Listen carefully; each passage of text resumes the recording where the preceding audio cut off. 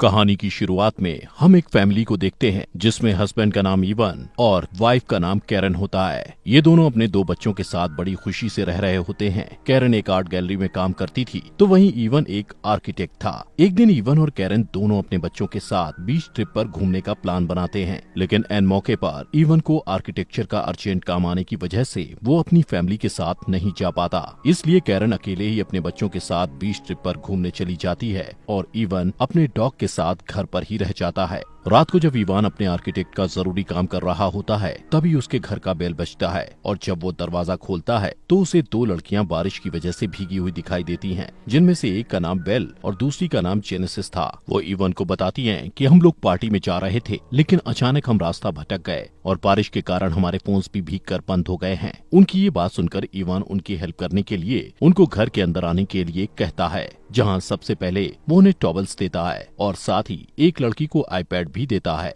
ताकि वो अपने पार्टी का लोकेशन ढूंढ पाए। वो लड़की आईपैड पर सर्च करके देखती है कि उनकी पार्टी की लोकेशन यहाँ से बहुत दूर है, इसलिए इवान उन दोनों के लिए एक कैब बुक करता है जो 45 मिनट में यहाँ पहुँचने वाली थी। अब क्योंकि वो दोनों लड़कियाँ बारिश में काफी ज्यादा भीग चुकी थी, इसलिए वो इवान के घर का बाथरूम यूज करके फ्रेश होकर इवान के पास जाती है, जहाँ इवान उनके लिए कॉफी बना रहा था। इसके बाद इवान इनके साथ बैठकर बातें करने लगता है। इवान पूछता है कि तुम लोग क्या काम करते हो, जिस पर वो बताती हैं कि वो एयर होस्टेसेस हैं और अपने यात्रियों का बहुत ध्यान रखती हैं। इसके बाद वो इवान के पास जाकर अपनी एयर होस्टेस का काम दिखाने लगती हैं कि वो कैसे अपने एयर होस्टेस का काम करती हैं, लेकिन ऐसा करते हुए वो इवान को सेड्यूस करती हैं, जिससे इवान को थोड़ा अच्छा फील नहीं होता। इसलिए वो वहाँ से उठकर दूसरी कुर्सी पर जाकर बैठ जाता है। तभी इवान अपने मोबाइल पर चेक करता है, जिससे उसे पता चलता है कि कैब के यहाँ आने में अभी भी 20 मिनट बाकी है। इसके बाद वो दोनों लड़कियां इवान से उसकी वाइफ के बारे में पूछती हैं। इवान बताता है कि उसकी वाइफ एक आर्ट गैलरी के लिए पेंटिंग्स बनाती है।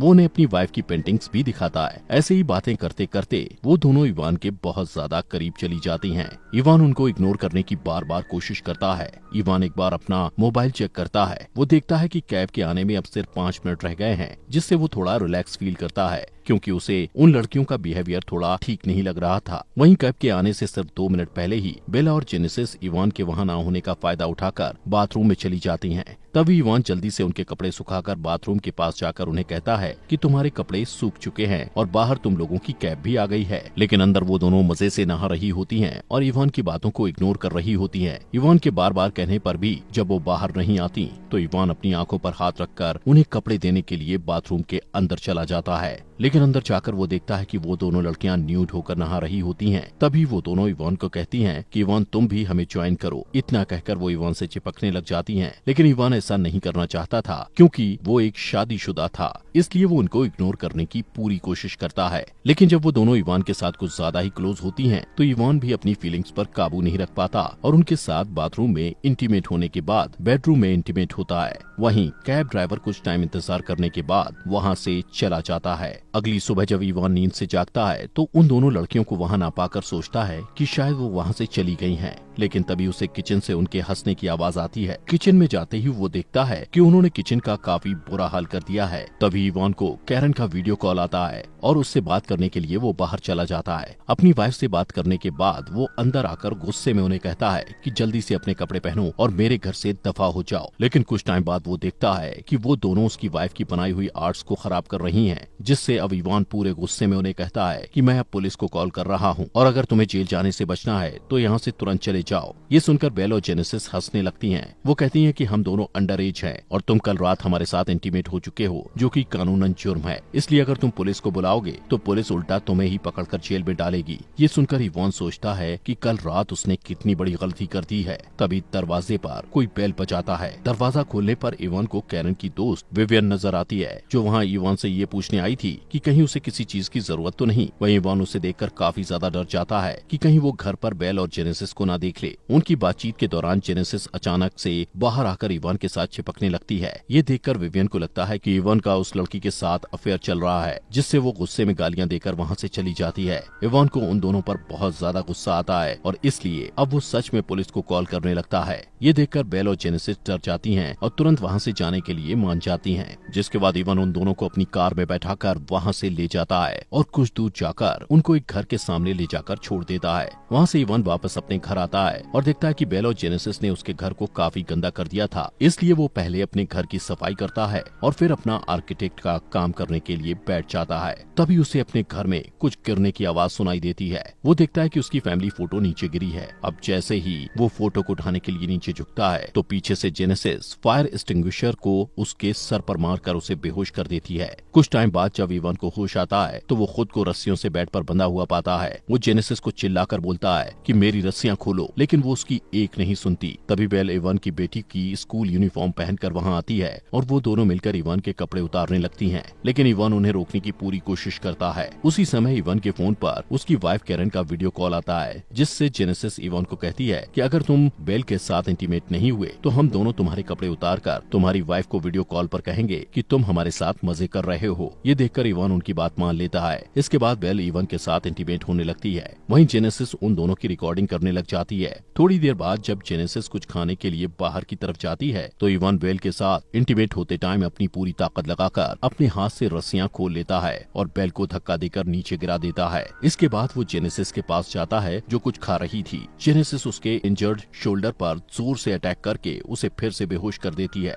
कुछ देर बाद इवान को होश आता है और वो खुद को एक चेयर से बंधा पाता है, जहाँ जेनेसिस और बेल उसके साथ एक क्विज गेम खेलने लगते हैं। कुछ समय बाद कैरन के साथ काम करने वाला एक वर्कर जिसका नाम लुइस था, वो कैरन की बनाई हुई मूर्ति को लेने उसके घर आता है। ये देखकर जेनेसिस और बेल इवान को एक रूम में छुपा देती हैं। इसके बाद जेनेसिस दरवाजा खोलती है और ये दोनों लुइस को बताती हैं कि हम दोनों इवान के कजिन्स हैं और घर में एक चोर घुस गया था, इसलिए इवान उसे पकड़ने के लिए उसके पीछे गया है। तभी लुइस की नजर कैरन की आर्ट पर पड़ती है, जिसका इन दोनों ने बुरा हाल कर दिया था। ये देखकर लुइस को इन पर शक होता है। साथ ही वो इनसे कहता है कि इवान की तो कोई कजिन्स है ही नहीं। यहाँ पर अचानक लुइस को इवान के चिल्लाने की आवाज सुनाई देती है और वो एक रूम में जाकर देखता है कि इवान वहाँ पर बंधा हुआ है। वो तुरंत इवान की रस्सियों को खोलने लग जाता है। वहीं बाहर ये दोनों कैरन की आर्ट को तोड़ने लगती हैं, जो कि बहुत महंगी थी, इसलिए लुइस उनके पास जाकर उन्हें ऐसा करने से रोकता है, लेकिन तभी उसे अस्थमा का अटैक आ जाता है। वहीं लुइस का इनहेलर भी जेनेसिस के पास था। वो उनसे अपना इनहेलर लेने की कोशिश करता है और इसी बीच उसका पैर लड़खड़ाने की वजह से उसका सर जोर से कैरन की आर्ट से टकरा जाता है, जिससे उसके सर से ब्लड निकलने लगता है और कुछ सेकंड बाद उसकी मौत हो जाती है। लुइस की मौत देखकर जेनेसिस और बेल हंसने लगती हैं, जैसे कि उनको कोई फर्क ही न पड़ा हो। उनको ऐसा हंसता देख इवान समझ जाता है कि ये दोनों साइको हैं। इसके बाद जेनेसिस और बेल लुइस की डेड बॉडी पर आर्ट कवर अप करके उसकी बॉडी को उसकी ही गाड़ी में रखाती हैं और वापस आकर लुइस और इवान के फोन से एक दूसरे को मैसेज करके ऐसा शो कराने की कोशिश करती हैं जैसे कैरन का लुइस के साथ अफेयर चल रहा हो। और उन दोनों के अफेयर के बारे में इवान को पता चला तो इवान ने गुस्से में लुइस का मर्डर कर दिया। इतना करने के बाद वो दोनों इवान को दफनाने के लिए घर के बाहर बैकयार्ड में एक बड़ा सा गड्ढा खोदती हैं। वहीं कुर्सी से बंधे हुए इवान किसी तरीके से आईपैड पर अपनी वाइफ कैरन को कॉल करने की ट्राई करता है, लेकिन तभी जेनेसिस बेला के साथ वहां आकर उससे आईपैड छीन लेती है और उस पर बहुत गुस्सा करती है, जिससे ये दोनों इवान के घर को पूरी तरह से खराब कर देती हैं और इवान के बाल काट कर उन्हें छोटा कर देती हैं। उसी रूम में जेनेसिस को इवान की छुपाई हुई एक गन मिलती है, जिससे वो बेल को इवान के हाथ पैर खोलने के लिए कहती है। जेनेसिस इवान को कहती है कि अब हम दोनों तुम्हारे साथ हाइड एंड सीक खेलेंगे और अगर तुम पकड़े गए तो तुम्हें शूट करके मार दिया जाएगा। इवान तुरंत घर में छिपने लगता है। वहीं जेनेसिस और बेल उसे ढूंढने लगते हैं। तभी इवान घर से भागने के लिए बाहर की तरफ जाने लगता है, लेकिन जेनेसिस उसके पास जाकर उसे ढूंढ लेती है।